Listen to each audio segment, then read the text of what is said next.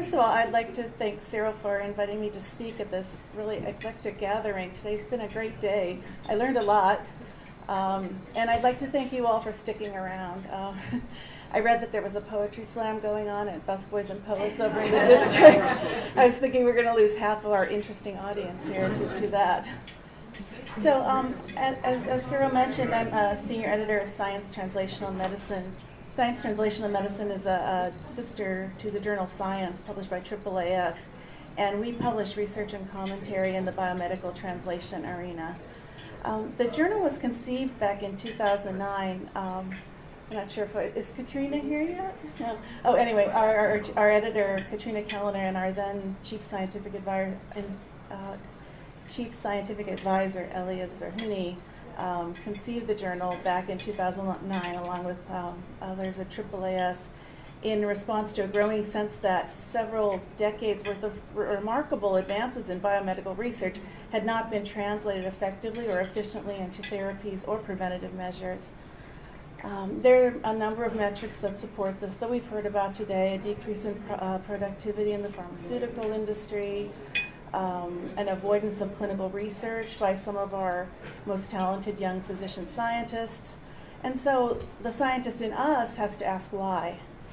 Today I'm going to talk about some gaps in biomedical translation that have inhibited what really is our unprecedented opportunities for progress in human health and healthcare. And then I'll also mention some of the ways people are bridging those gaps.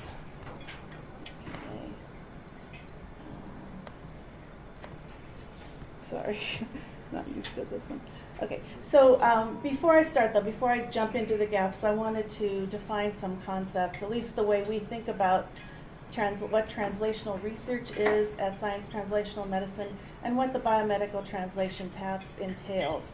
So at the journal, translational research is research that moves basic and preclinical biomedical or engineering science discoveries toward improved patient care, or clinical observations that are then taken back into the lab for mechanistic studies.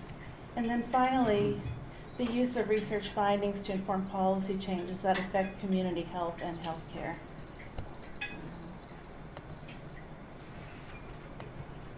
Sorry. Okay. So here is just a kind of a bare bones depiction of the biomedical translation path. So starting with basic biomedical research, moving through the preclinical, clinical trials, all the way to implementation. But we all know that this path isn't smooth, and it certainly isn't straight. It's really more of a network of activities as we move from bench to business to bedside.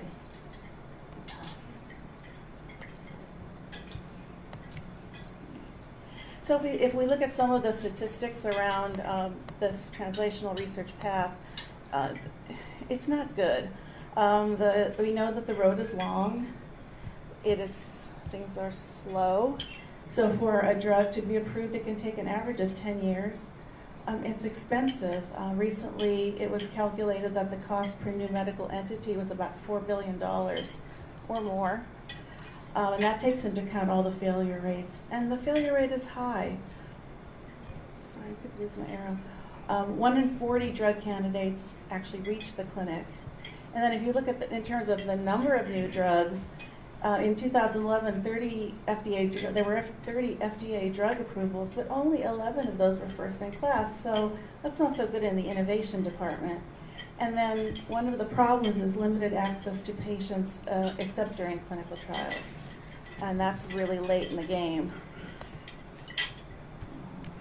Okay. So, lest you think slow translation is something new, I thought I'd just give you a little history lesson. When we think about the translation of penicillin back in 1928, Alexander Fleming discovered that the bacterium Staph aureus could be destroyed by mold. In 1929, Fleming published the results of his findings. And then in 1941, a team of chemists isolated the active ingredients and developed a small amount of the powdery form of penicillin. In 1941, that same year, a method for mass production of penicillin was developed, and then Clinical trials were performed, and penicillin was shown to be the most effective antibacterial agent to date. And then finally, in 1944, penicillin was used to treat wounded soldiers.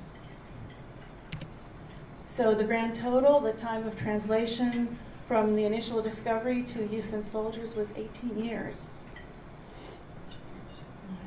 Now let's fast forward to another example, the translation of drugs to treat AIDS. So in 1984, HIV was discovered to be the cause of acquired immune deficiency syndrome. And then in 1985 was the discovery of inhibitors of the HIV-1 reverse transcriptase. And then in 1987, retroviral, or AZT, was approved in the United States for use in treating AIDS. So the grand total for AZT from the time of translation to initial discovery, from the initial discovery of the virus, I'm not used to using this kind of, the time of translation from the initial discovery of the virus to use in patients was less than 3 years. So some of the circumstances behind this rapid translation include, so for example, one of the major players, the NCI, had a base of knowledge, experience with retroviral research, so that knowledge base was there. They were affiliated with a hospital, so researchers had access to clinicians and patients. One of the outcome measures for AZT trial was viral nucleic acid in the blood, so it was a molecular measure that was fairly easily assessed, even though there were other clinical outcomes that were looked at. And there was very strong patient activism. All of these conditions contributed to the rapid translation. So what we see in this one small example was the closing of gaps through collaborations, interdisciplinary science collaborations, clinical medicine and basic research collaborations, the participation of patients, data sharing and resource sharing in industry, and finally an expedited regulatory approval process.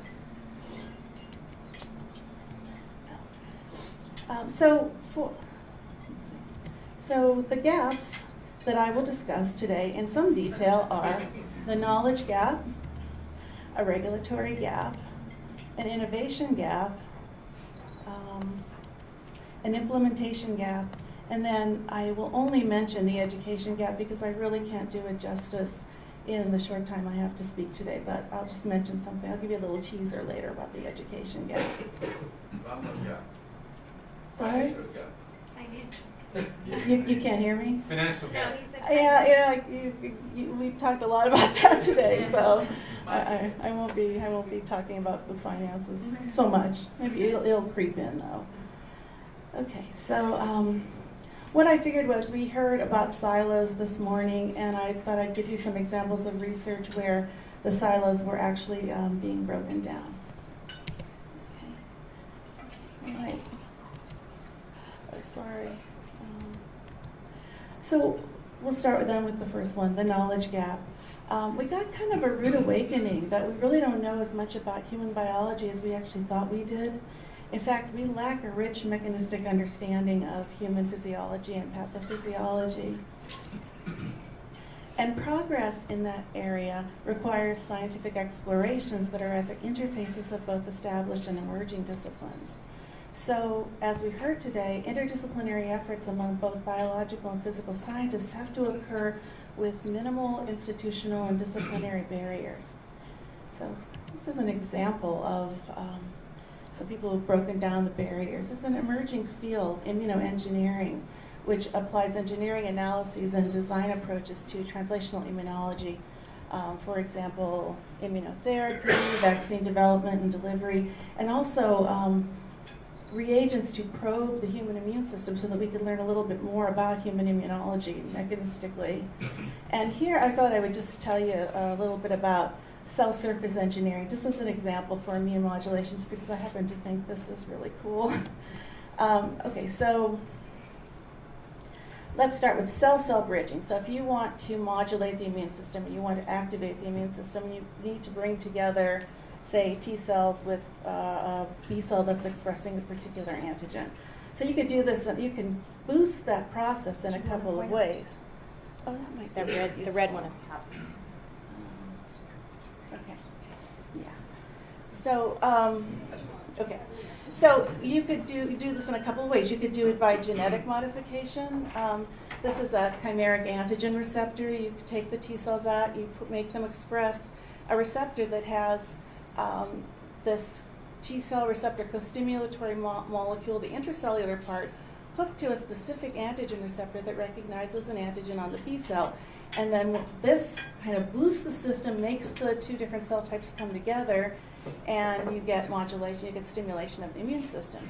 Now, if you don't want to do it genetically, you can get your engineering friend to make you a bifunctional reagent that on one side interacts with the T cell receptor, and then on the other interacts with a specific antigen that's on B cells.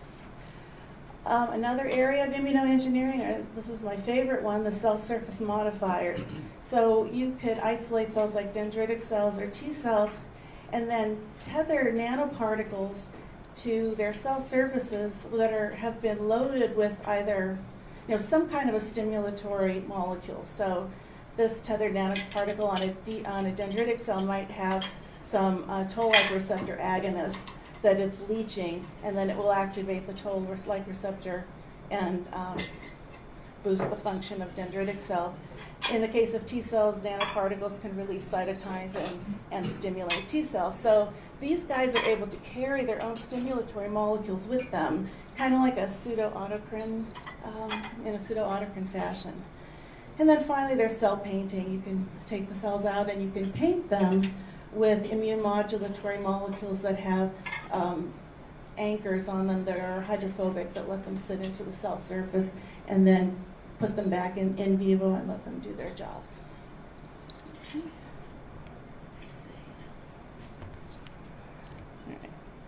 Okay. So another area where collaboration is really important, and a lot of this is aspirational at this point, but I wanted to talk about it anyway because it's hopefully it's allowing us to look to the future of human immunology, or human biology. So this is the network-enabled medicine.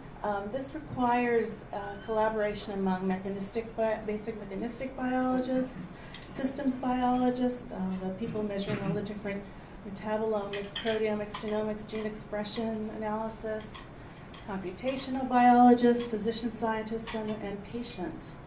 So here with omics and mechanistic and clinical data, so you have patients and you can do an omics analysis on these patients. You also have clinical data. Here's some imaging, some other clinical measurements.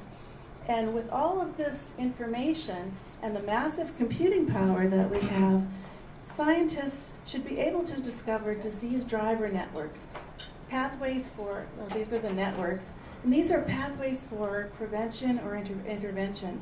So by manipulating these networks, once we know what they are, you could fundamentally change the disease process. Okay. So these kinds of efforts can give rise to tomorrow's human biology, in which molecular networks play a fundamental role in biomedicine and healthcare. So this is just this was from a review that we published in the journal. This is just showing a depiction of putative networks in different tissues. So some are in multiple tissues, some are only in one tissue but have interactions with other regulatory networks. So these tissue-specific causal networks then can be inferred from computer-assisted analyses of omics data sets.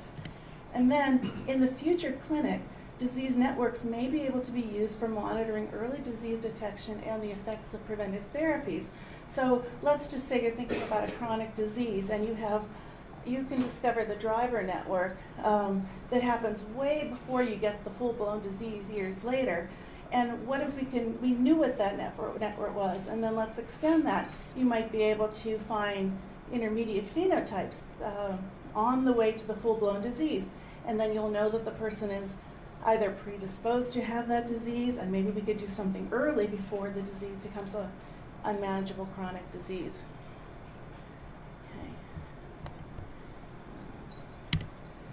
Okay, and then this is my last example of interdisciplinary science and breaking down barriers. This is the pharmacy on a chip. So this is a paper that we published in the journal on the first in human testing of a wirelessly controlled drug delivery microchip. And this microchip has 8 reservoirs, each sealed by 20 metallic membranes.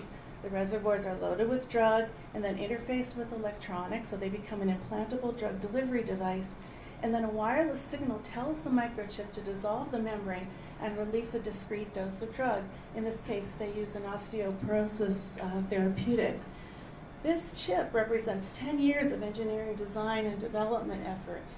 And this paper, which we published, was the result of a huge collaboration among 4 academic departments, 3 universities, 2 companies, and a bunch of regulatory scientists in order to have this first-in-human trial. Now, I should tell you, we published the first-in-human trial in 2012, but the proof of concept for this chip was actually published back in 1999. So that's 13 years of development time before you went from proof of concept to humans. Which brings us nicely to our next gap, the regulatory gap. Now, we all know that in the United States, biomedical innovation flows through the funnel and the filter of the U.S. Food and Drug Administration, and this agency has a really profound responsibility for regulating what drugs and devices move from research concept to the clinic. And this is just a little schematic of some of the regulatory processes, pathways at the FDA. So there's one for drugs and biologics that we already heard a lot about, from preclinical all the way through phase 3. You can see the time it takes, the huge costs in dollars, and then I just want to call your attention to here, there's approximately 35% failure rate in phase 3, which is really late after a lot of money was spent. For devices, it's a little different. There's a pathway for if you could show that your device is similar enough to a device that was already approved. Previously, you go through one route, and if you have something that's completely new, you have to go through a different route that has preclinical and clinical trials, and you can see the costs and the time associated with this. So the cost and the time estimates and the failure estimates are a little bit depressing.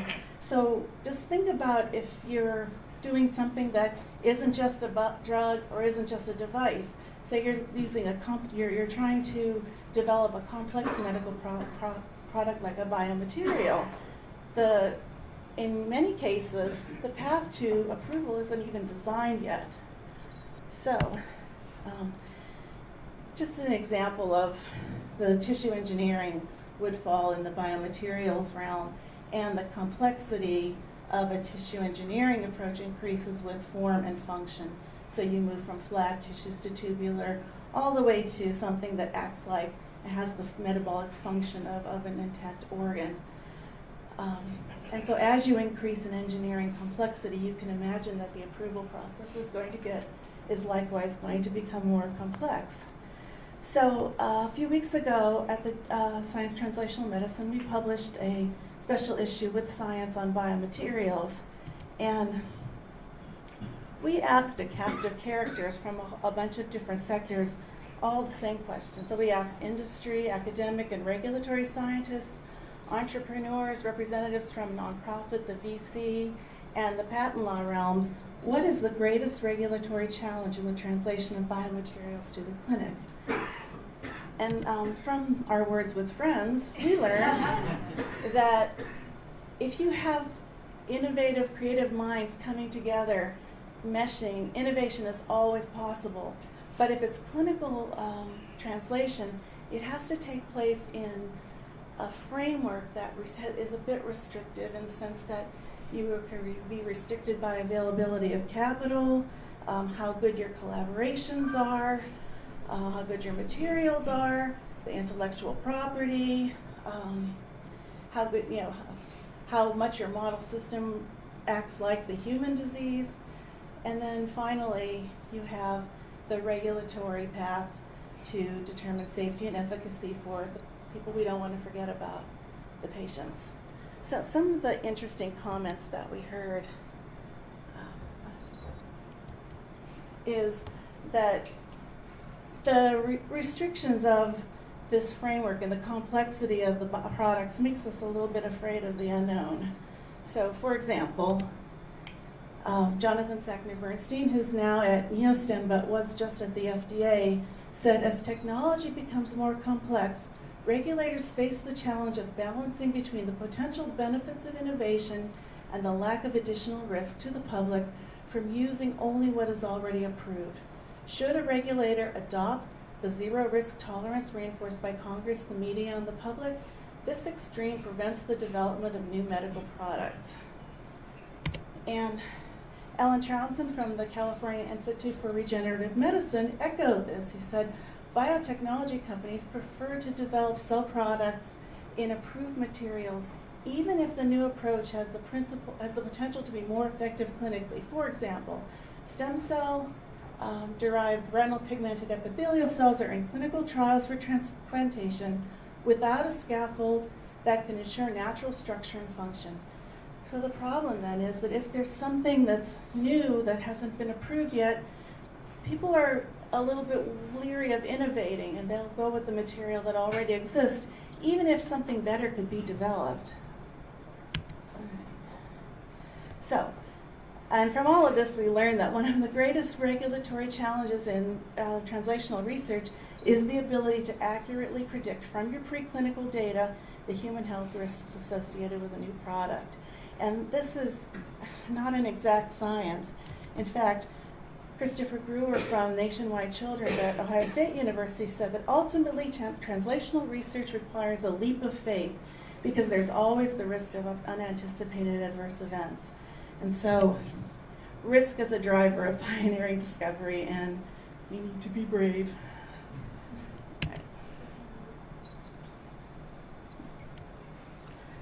So what do we do to address these issues that arise around the regulatory pathway for really interesting, complex medical products that could change medicine? Well, one of our respondents, Glenn Presswich, said that when riding the translational roller coaster, scientists must stay focused on the clinical problem. And what do we do about something where we don't have an established preclinical pathway for determining potential risk?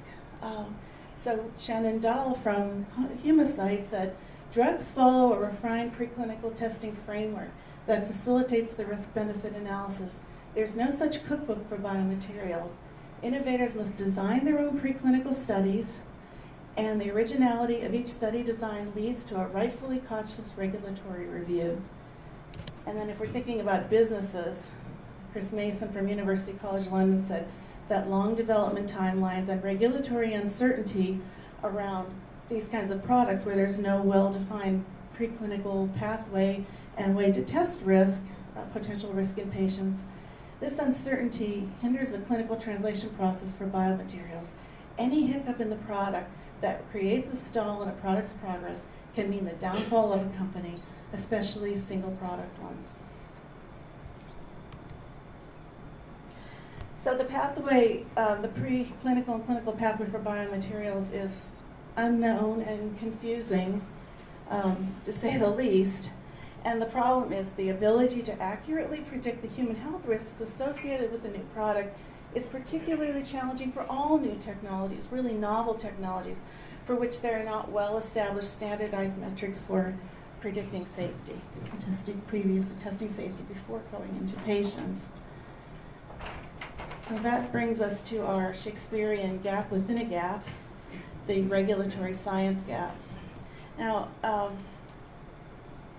the FDA Commissioner, Margaret Holmberg, has been talking for the last few years about the gap in regulatory science and what we as a community, all different sectors, can do to address that regulatory science gap. And just this week, we published an article by Michelle McMurray-Heath and the Commissioner on a new program that's designed to support regulatory science. So if you look at the medical device discovery and development path, again, this looks familiar. Basic research, proof of concept, all the way here to production and marketing. And what we also show here are some of the traditional funding sources for these steps in the device development path. And the device development would also include biomaterials because they have both the biological component, cells or something biological, and a material, a device, maybe a scaffold of some sort that you could regulate. And where you see the dotted lines, that means that those particular steps aren't adequately funded by traditional funding mechanisms. So what was announced this week is the formation of a new modern family. The FDA announced that they will be collaborating with a new nonprofit consortium, the Medical Device Innovation Consortium. And the goal is to foster regulatory science breakthroughs in the medical technology space. So here in this early stage technology development box, that's where regulatory science fits in. And we heard this afternoon, regulatory science is the development of tools and methods and standards to aid in the prediction or the prediction of safety, efficacy, performance. And so with the FDA collaborating with MDIC, which will have its industry participants and its nonprofit participants, they hope to advance medical device regulatory science. And this group, MDIC, they're inviting people to join the consortium, and they're going to select a board and prioritize what kinds of regulatory science research needs to be done, what are the tools that could be developed that could be used by multiple different kinds, assessing multiple different kinds of products. And this tool development will be done in the pre-competitive space so that everybody can use it. And they're going to, the board's going to raise money and eventually fund regulatory science research. Okay. So, that brings us to our next gap, the innovation gap. So everything we've talked about already, the fear of risk, the lack of access to adequate funding, and not a full understanding, mechanistic understanding of human physiology, all of these threaten innovation in biomedicine. So I'm going to talk about a few different things that people are doing, some modern approaches to address the innovation gap. But I think first and foremost, we have to do something that was said by one of the great intellects of our time, Wayne Gretzky, who said, "I skate to where the puck is going to be, not to where it has been." So we need to skate to where the puck is going. And that means we have to be clever. So some examples of addressing the innovation block is through, for example, data sharing. And we all know from forever the sharing of knowledge has been one of the major driving forces of science and innovation. And sharing fosters cross-pollination, which we talked about this morning when we talked about interdisciplinary collaborations and breaking down the silos. It's an essential driver of creativity. But in recent decades of proprietary culture that threatens to stall this engine, this innovative engine that's given us some valuable treatments, and industry, academia, foundations, and government agencies all gain from reversing this trend and engaging in widespread collaboration early in the research process. So that's expanding the pre-competitive space. So how might we work in the pre-competitive space to address the shrinking R in pharma R&D? Well, we could tap the brain trust through collaboration. Academic scientists might discover the new therapeutic targets. In fact, we know that biologists in academia already have good ideas that don't get developed because of lack of funding. And some already have data, even proof of concept in people, although it's usually a very small number of patients. So that would be one way of addressing the shrinking R in R&D in the pre-competitive space. Some of the rewards of doing this are there's value in the data generated for everyone because everyone would have access to both the positive and the negative results. Academia gets funding for human biology projects that they like to do, but they can't afford to do, or they feel are too risky, so they work on model systems. And they get to see their work move toward improved patient care, improved clinical medicine, which I think a lot of people really want to happen. Industry gets possible high-risk, high-opportunity targets because some of the de-risking will have taken place in the initial early parts and within the pre-competitive space up to, say, proof of concept, for example. And the de-risking will take place using the best mechanism-based science. And finally, foundations and patients are more likely to participate, that is, donate materials, participate in clinical trials in this open access environment. So I wanted to just mention the idea of citizen scientists. This is a cartoon from an article that Sharon Terry from Genetic Alliance authored for the journal. This is supposed to be Sidney Brenner and his views on data sharing, which is what's yours is mine and what's mine is mine. So many patients and patient groups have come to believe that it is now time to crowdsource data for diagnostic and therapy development. And the electronic sharing of information can allow patients to easily share data. And in fact, patients are already talking to each other on sites like Patients Like Me, where people talk about their symptoms, what kinds of therapies they've tried. You can search based on the disease area. And in fact, sometimes people in clinical trials actually go on and say things like, I think I'm in the control group because I haven't noticed anything, or I think. So people are finding out about clinical trials in real time because patients are talking. And so patient ownership, and the last is the patient ownership of data increases the opportunity for data sharing. So we're seeing the bringing of the patients in as an integral stakeholder in translational research. Which brings us to the concept of precision medicine. So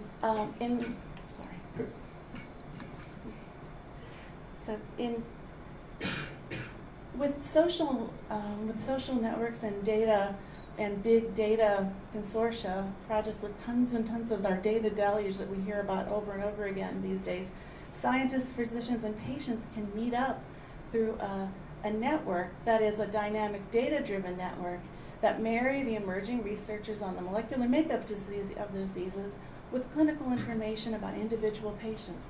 So we have the mechanistic data, we have the patient data, and the goal is precision medicine, which is knowledge gained through this networking, can drive the fashioning of a new disease taxonomy, and with that taxonomy you can tailor therapy, hopefully, to individual patients or patient groups.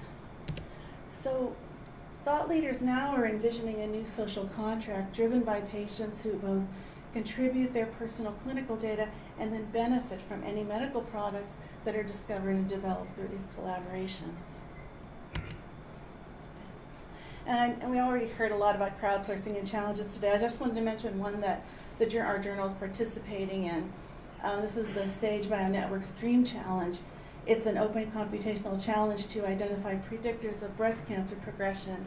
And it's really cool because the models were being collected. It's over now. We don't know the winner yet, but all the models are in. And the challenge models were scored throughout the challenge. So there was a leaderboard that said who was in the first place and second place. And then, in order to encourage collaboration, awards were given to the first person who used somebody else's code to make a model that was better than the leader model. So this is all computational biology algorithm development. And so as long as you credit the person whose code you used to make something better than the leader on the board, you got a prize. And the great thing is that winners were announced in less than a day. So this suggests that open collaboration does accelerate, it accelerates scientific progress, and specifically maybe disease model development. Okay, so finally we have the implementation gap.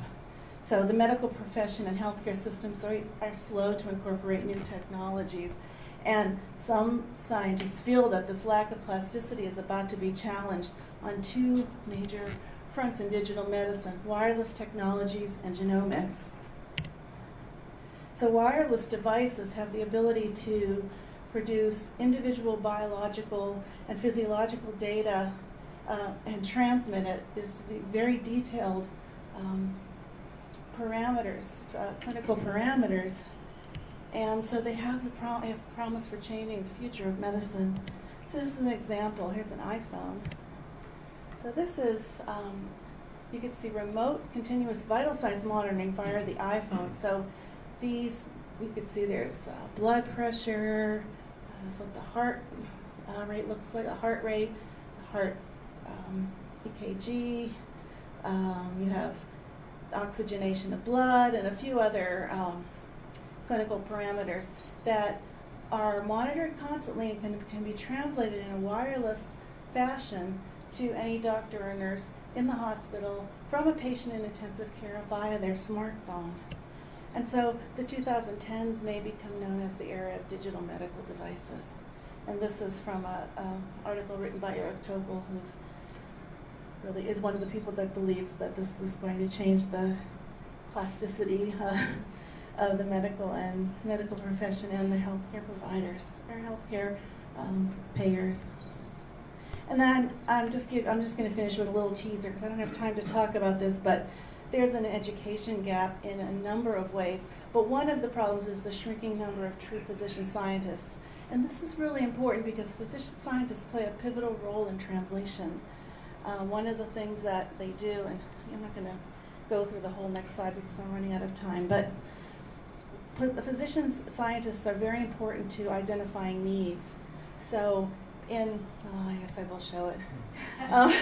So this is an article written by Paul Yock and friends from Stanford University where they actually teach the process of innovation, this biodesign process, so that where they identify needs and they talk about and screen many, many, many needs, then they invent and then they implement. And the clinician scientists are really important in identifying the needs and then implementing the invention. So not having as many of them is a problem for translation.